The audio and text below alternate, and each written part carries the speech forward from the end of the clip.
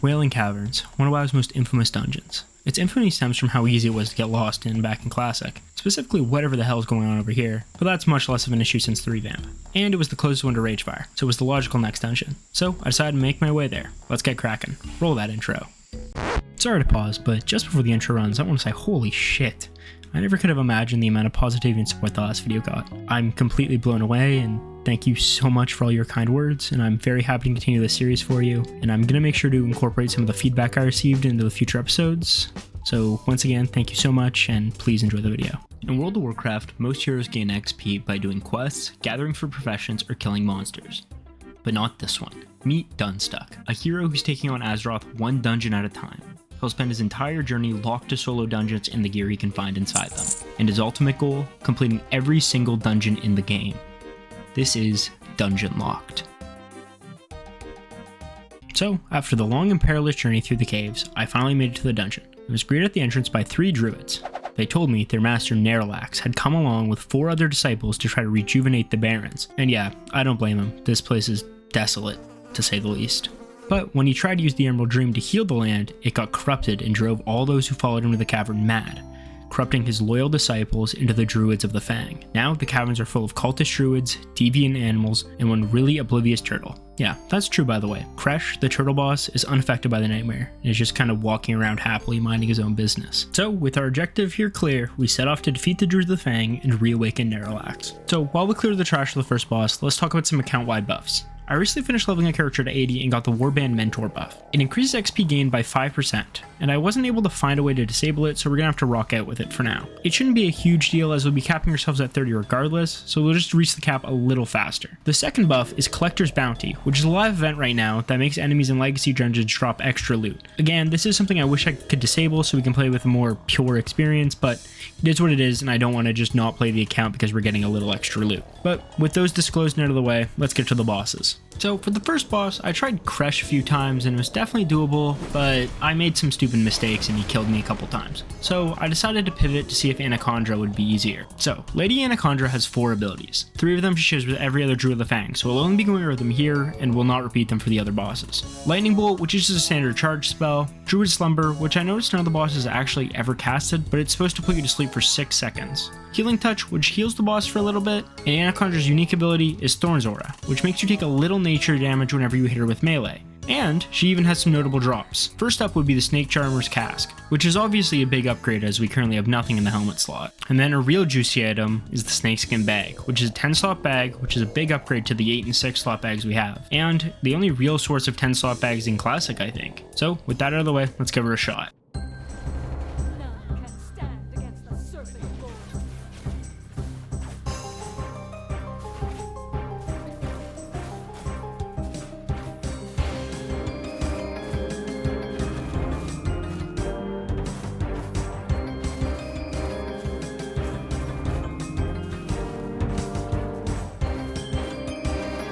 I actually preferred it when she had mana. Not as easy as I thought. So when she doesn't have mana, her autos do a lot more damage than her lightning bolt did.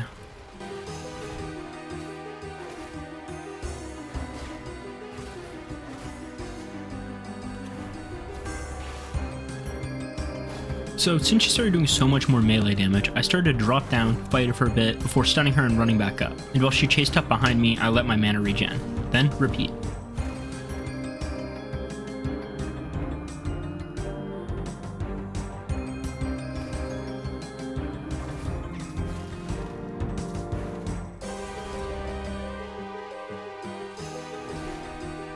That was pretty easy, honestly. That one wasn't that bad. Oh, and we got the helmet and the bag. That's huge. Especially the bag, we're running out of room. That's a new armor slot filled. Look at that, and the drip is immaculate. Anaconda was actually really simple. A much easier boss than I expected, honestly. Plus, I got a lot of really good loot from her.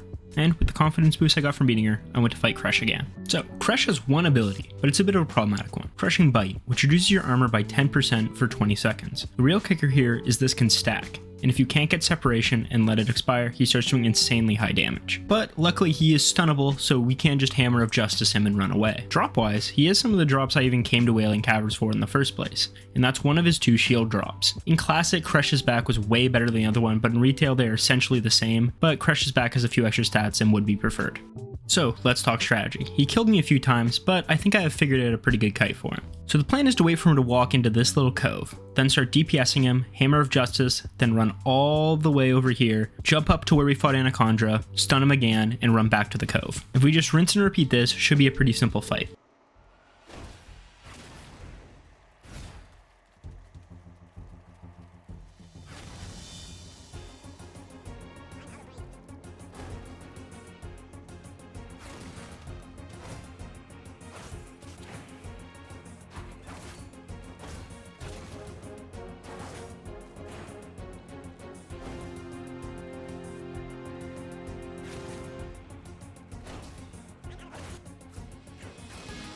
Okay, I think I got this.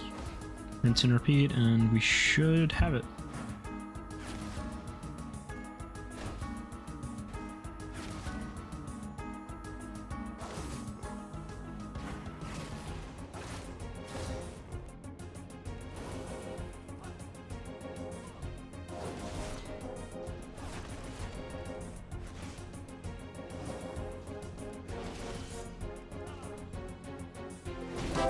Fresh done.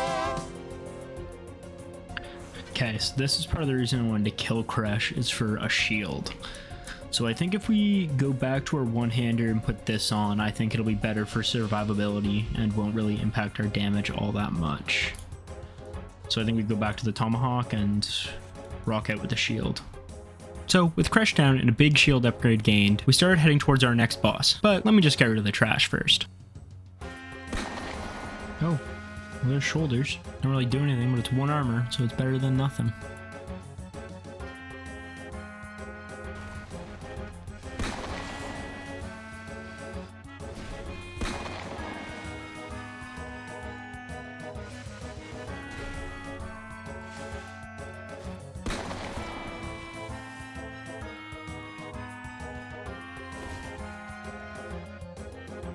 So after clearing the trash and collecting quest items, we reach the next Druid of the Fang, Pythos. So Pythos shares all Druid abilities with Anaconda, but his one unique ability is Thunderclap, which slows his target's attack speed and movement speed for 6 seconds. Not really that bad to deal with, but if he slows our movement speed and starts attacking us, it can get pretty dicey. His only notable drop are his shoulders, not really anything special, but it fills an empty slot like the helmet from earlier, so it would be really nice to get them. So my strategy for Pythos was to lead him backwards into the pillars where I cleared the trash.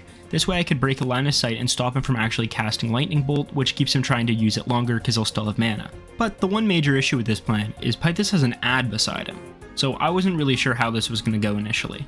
Okay, so I think this first attempt I'm probably going to die, but I'm just going to try to kill this Druid of the Fang so I don't have to fight both at once in other attempts.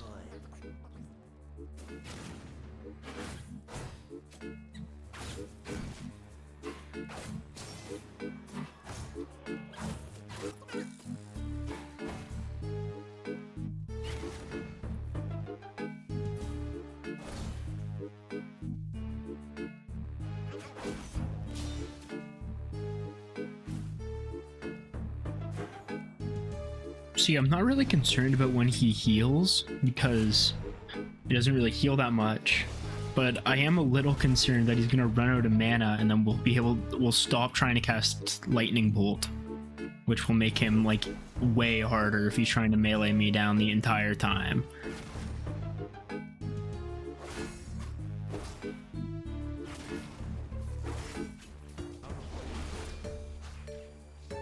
What? How did he cast that?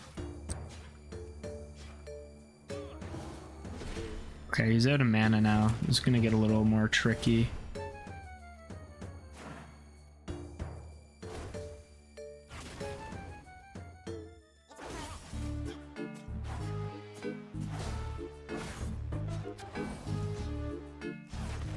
Bam! First try! Let's go, man! And we get better shoulders. And we have a chest over here. Might as well crack that open.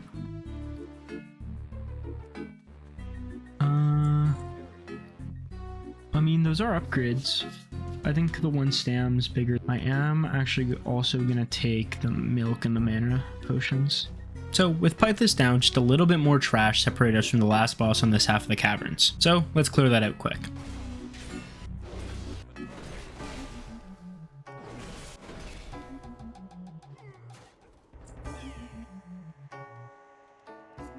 So we arrived at our next boss, Cobran. Just like the last two druid bosses, Cobran shares all druid abilities, but his quirk is at about 45% health, he turns into a snake, which can shoot poison and hits a little bit harder. But the same strategy applies to him as it did Pythos. Just kite, break line of sight to cancel lightning bolts, all while whittling him down. For his serpent form, he may hit a little harder, but he slows his attack speeds down dramatically, letting us just be able to face tank him. Loot-wise, he doesn't really have anything to write home about. He does have a belt drop, which would be nice, but I could live without getting it, honestly.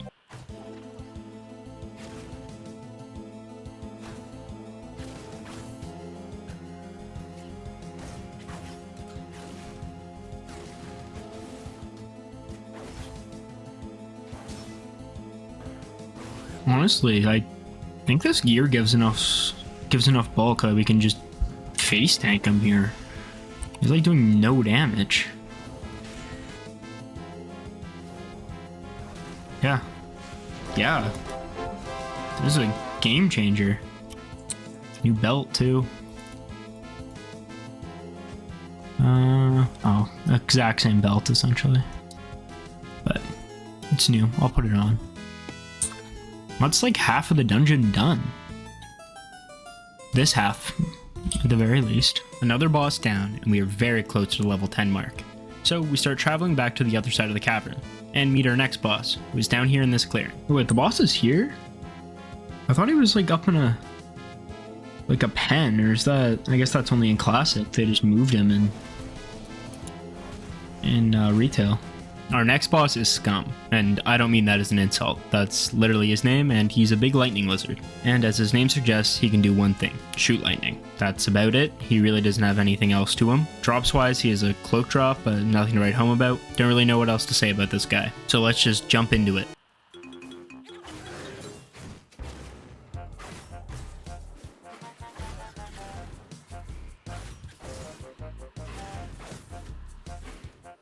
Yeah, I think we can just face tank this guy.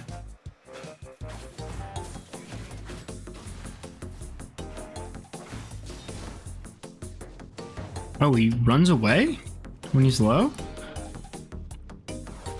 That's new. I've never seen a boss do that.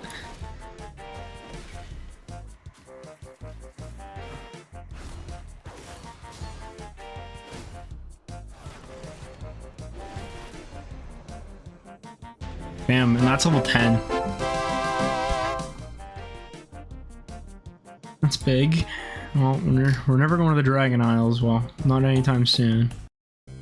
With Scum defeated, we reached a game-changing level 10. And now, we had a decision to make. What spec did we want to be? Retribution does more damage, but is a little more squishy. Holy heals more, but does less damage and takes more. And Prot takes less damage and deals less damage as a result. But it has better sustain than all the other classes. I think the choice was obvious. Prot Paladin all the way. Prot was kind of the reason I chose Paladin at the beginning of this challenge. And in addition to choosing a spec, we also got two massive new abilities, that being Lay on Hands and Divine Shield. Both are critical lifelines we'll be relying on for this challenge. Lay on Hands is an ability that heals us to full health instantly, but it's on a long delay. And Divine Shield makes us invulnerable for a little bit, but is also on a long delay. And one more thing before we continue, I don't know if it's just a Paladin level 10 thing, or a scaling issue, but things are about to get crazy. I'll just let you see for yourself. Why do are these just weak? Why do I deal so much more damage? So we dealt way more damage now. This was going to make clearing trash between bosses way easier. And maybe even make bosses easier as well, but we'll have to make it to the next one to find out. So let's start clearing the trash.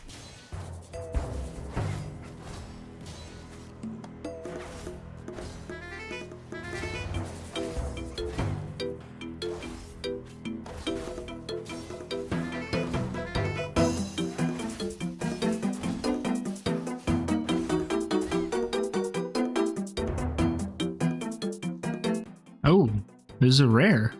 Does this always spawn? Okay, I'll take a rare. Hopefully it drops us something juicy.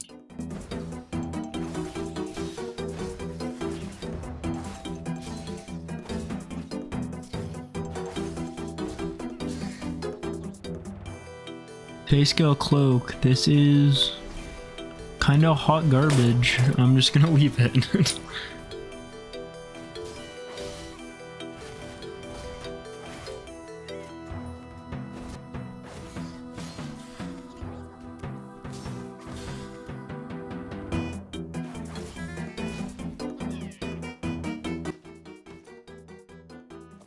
Yo, Fang Blade from this little bag.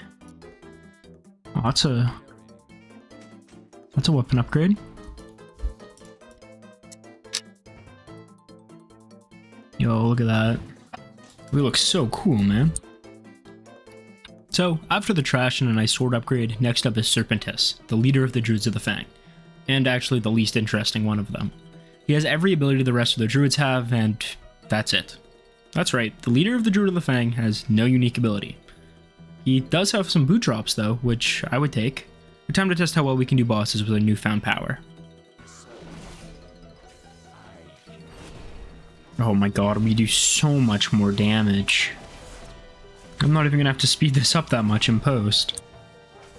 So yeah, we were kind of destroying Serpentis. He really didn't do that much damage, and we just did so much more since the level up. So we'll just make this one quick. And then Serpentis down. With him down, the next boss is right beside us, and he's the last boss before the escort section. He also happens to be Wailing Caverns' most infamous boss, Verdun the Ever-Living. Now, I'm sure everyone has horror stories about this guy from Classic. He's known for doing one thing, a ridiculous amount of damage. But he really only has one ability, and that's Grasping Vines, which just roots you. And he doesn't really have anything drop-wise I would want, so let's hope our scaling can carry us and give him a shot. And yeah, this actually was not that bad. He hit hard, much harder than Serpentis, but we could out-heal it pretty well, so not much else to note about this guy.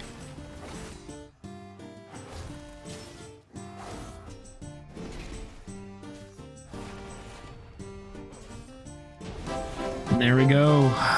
Verdun the Ever-Living done. No drop.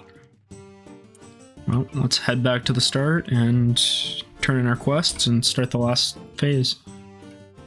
So we did exactly that and made our way back to the start. And honestly, that last boss made me feel like I should enjoy the scaling while we have it, because it may be good now, but as we get into the higher levels, especially around the 20s, it's going to just get harder and harder. But we made our way back, turned in our quests, and then started the escort section. So all this part really consists of is walking this druid towards the back of the cavern. He stops to cast some spells, we fight some ads, but nothing insane here. This all leads us to where Naralex is resting, and then we start a ritual to awake him from his slumber. So for the ritual section of this fight, all we really had to do was protect Naralex from waves of mobs. Not really much to note here, they were pretty simple, but we did get a pants drop.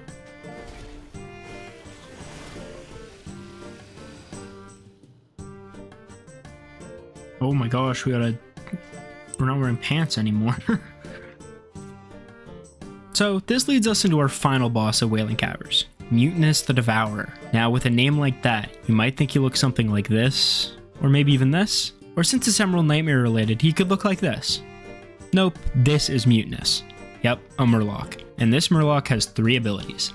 Naralex's Nightmare, which puts you to sleep, Terrify, which fears you, and Thundercrack, which stuns you. So on paper, a ton of CC. But he really only used Thundercrack once and then never used any other ability. Drops wise, there are some I would love to get from this guy. He has a wicked chestplate and a ring drop, which is hard to come by. But with that all out of the way, let's go for our final boss of Wailing.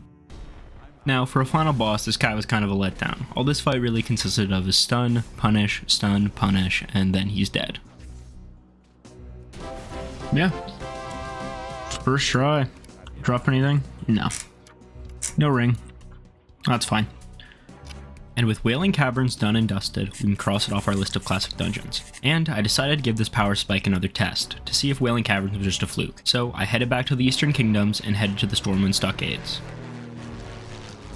So, the Stormwind Stockades is a prison right in the center of the city, and it was all good until Deathwing roughed up Stormwind. This attack awakened elementals in the stockade, causing a riot that spiraled out of control. Now the stockades are controlled by the Riverpaw Gnolls, human prisoners, and the flame elementals.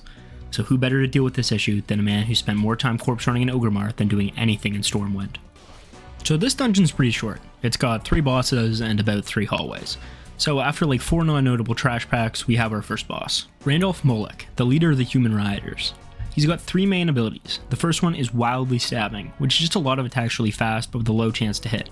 Now you may think since he only has a sword, this is a melee attack, but this attack can hit you wherever you are. Next up is Sweep, which hits you and your closest ally, but to us this is really just another auto attack. And finally Vanish, where he'll disappear and appear behind a random player, but this will always be us, as we're the only person here. Drop wise, nothing really special, a potential belt upgrade, but really nothing worth noting. Should be cake. This fight really was not that hard. He just attacks you, you attack him, and you heal. That's about it. He really doesn't do that much damage. No drops, but is what it is. So next I started my way to the second boss. This hallway was full of some fiery and rocky boys, but they were also not an issue. Just push on through and we arrive at our next boss. Lord Overheat, leader of the fire elementals. His 3 abilities are Rain of Fire, which calls down fireballs to fall around him, Fireball, which is just a standard caster attack, and Overheat, which does some initial damage then burns you over 9 seconds.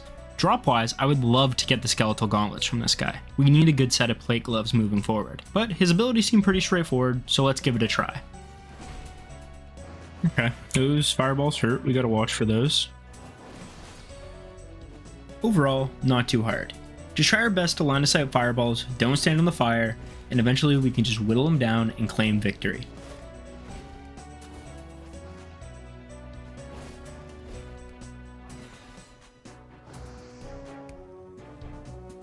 There, that was pretty easy. And this one's flying past, we're almost done. So next up was the Knoll section of the dungeon. And I'm just gonna let you watch this next part, I can't describe what happened here. Okay, I just pulled way too much.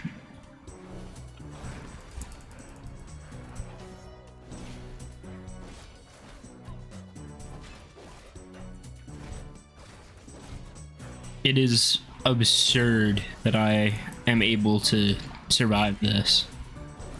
It should not be the way this went. I should have died there instantly.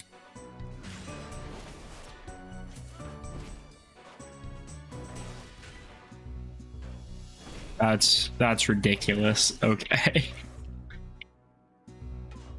So after that absolutely ridiculous clear, we finish up the knolls and arrived at the big man himself, WoW's most iconic enemy, Hogger, leader of the Riverpaw Knolls. Also, before we talk about Hogger, just a quick thing. While editing this, I realized I leveled up while clearing the trash, and I never really went over the ability I got when I did it, so here's a quick breakdown.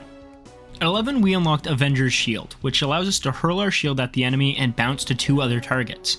This silences and interrupts them, making it a big CC ability. Essentially, this ability will come in handy when clearing large trash packs and trying to interrupt or silence bosses or enemies that are casting spells. So back to what we were talking about. Hogger, leader of the Riverpaw Knolls, has 3 attacks. First up is Vicious Slice, which is just an attack that inflicts bleed over 6 seconds. Next up is Maddening Call, which slows your attack speed by 60% for 5 seconds. And dangerously, he has an Enrage, which causes his attack speed to raise by 30% and his damage to raise by 10%. And honestly, for being an iconic boss, his loot is kinda meh. Shoulders, which we aren't desperate for right now, and a 2-hander, which could be nice if we ever wanted to switch to Ret for some more DPS. But no more wasting time. Let's get Hogger. Okay, Hogger, let's see what you got.